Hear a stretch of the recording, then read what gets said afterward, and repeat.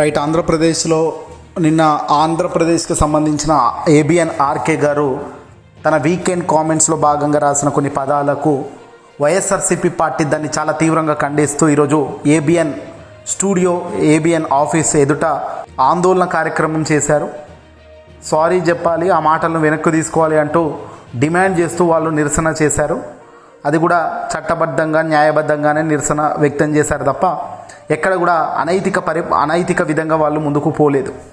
ఇక తాజాగా ఇదే ఇష్యూపై ఆంధ్రప్రదేశ్ మాజీ ముఖ్యమంత్రి వైఎస్ఆర్సీపీ పార్టీ అధినేత గారు జగన్మోహన్ రెడ్డి గారు దీనిపై ట్విట్టర్ వేదికగా ఆయన ట్వీట్ చేయడం, రియాక్షన్ చేయడం కూడా మనం ఇప్పుడు చూడొచ్చు.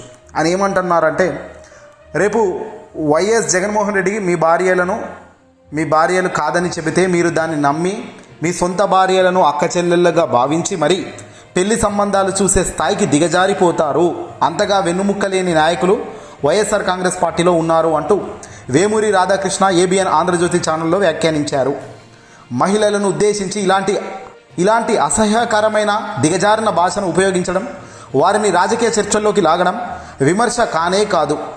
ఆ వ్యాఖ్యలు మహిళలను అవమానించపరచడమే కాకుండా వారిని కించపరిచేలా చేసిన దాడిగా భావించాలి. ఎలాంటి విపక్షపూరిత జర్నలిజం చేస్తున్నారనే దానిపై ఈ వ్యాఖ్యలు తీవ్రమైన ప్రశ్నలు లేవనెత్తుతున్నాయన్నారు జగన్మోహన్ రెడ్డి గారు. ఈ వ్యాఖ్యలను చాలా తీవ్రంగా ఖండిస్తున్నాము. ఇవి మహిళలను అవమానించడమే కాదు, ప్రజల్లో మావిగన్ ప్రతిపాదనపై జరుగుతున్న చర్చను దారి మళ్లించడానికి ఉద్దేశపూర్వకంగా చేసిన ప్రయత్నం.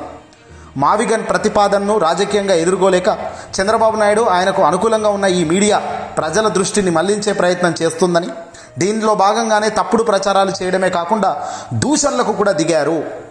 మేము శాంతియుతంగా నిరసనలు చేపట్టి రాధాకృష్ణపై కఠిన చర్యలు తీసుకోవాలని, ఆయన క్షమాపణ చెప్పాలని డిమాండ్ చేశాము. ఇంత తీవ్రమైన వ్యాఖ్యలు చేసినప్పటికీ మా నాయకులు, కార్యకర్తలు ఎక్కడ హింసకు పాల్పడకుండా శాంతియుతంగా ప్రజాస్వామ్య విలువలను కాపాడుతూ అత్యంత సమన్వయంతో వ్యవహరించారు. ఈ జుగుత్సాహకర వ్యాఖ్యలను ఖండించకుండా చంద్రబాబు నాయుడు, నారా లోకేష్, పవన్ కళ్యాణ్ ఈ వ్యాఖ్యలకు మద్దతు ఇవ్వడం మహిళల పట్ల వారికి ఉన్న అవమానకర ధోరణి, ద్వేష భావాన్ని చూపిస్తుంది.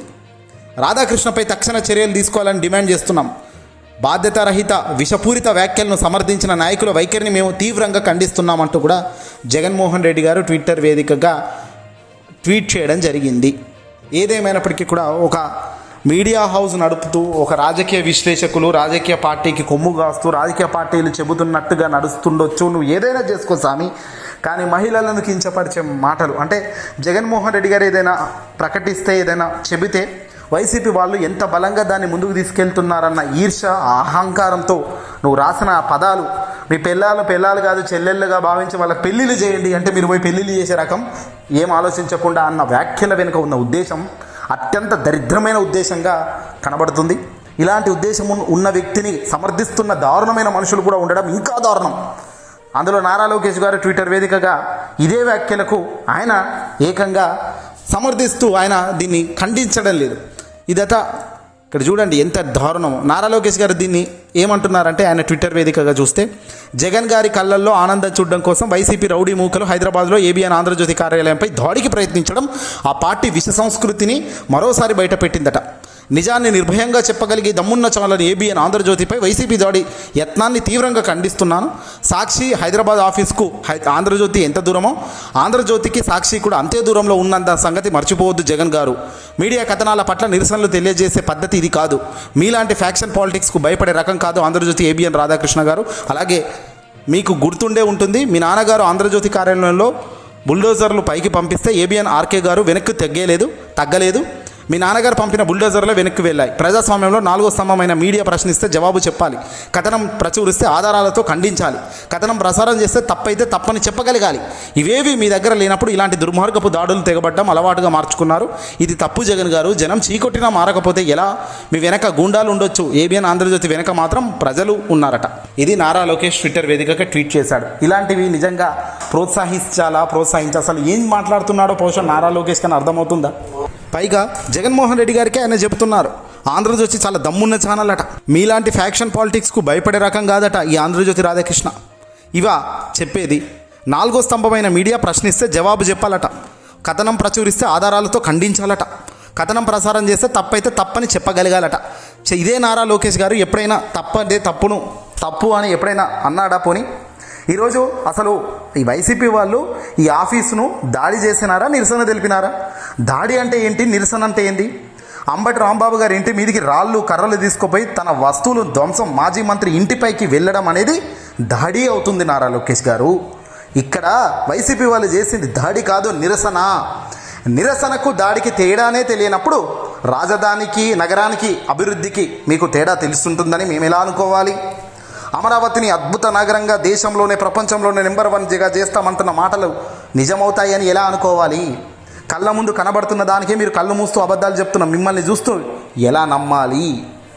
ఏకంగా ఆంధ్రజ్యోతికి సంబంధించిన రాధాకృష్ణ ఎందుకు ఆ పదాలు వాడాడు? నిజంగా ఆ మహిళల పట్ల అలాంటి పదాలు వాడొచ్చా? మీరు అధికారంలో ఉన్నారు, మీరు ప్రతిపక్షంలో ఉన్నారు. ఇలాంటి మాటలు మాట్లాడితే మీరు అధికారంలో లేకపోతే మీరు చేసేవేంటి? దాడులు చేసేవారు. కానీ ఇక్కడ వైసీపీ వాళ్ళు కోపగించి దాడులు చేయలేదు, రాళ్ళు విసరలేదు, కర్రలు పట్టుకొని రాలేదు గుండాల మాదిరిగా.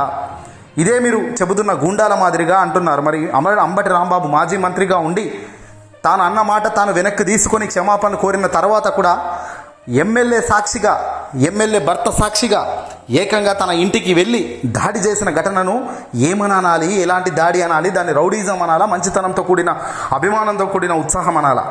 ఇవన్నీ కూడా ప్రజలు గమనిస్తున్నారండి బాస్. ఈ ప్రజలు ఏం కళ్ళకు గంతలు కట్టుకొని కూర్చోలేదు. ప్రజలు ప్రతి ఒక్కటి గమనిస్తున్నారు. ప్రజలు చూస్తున్నారు.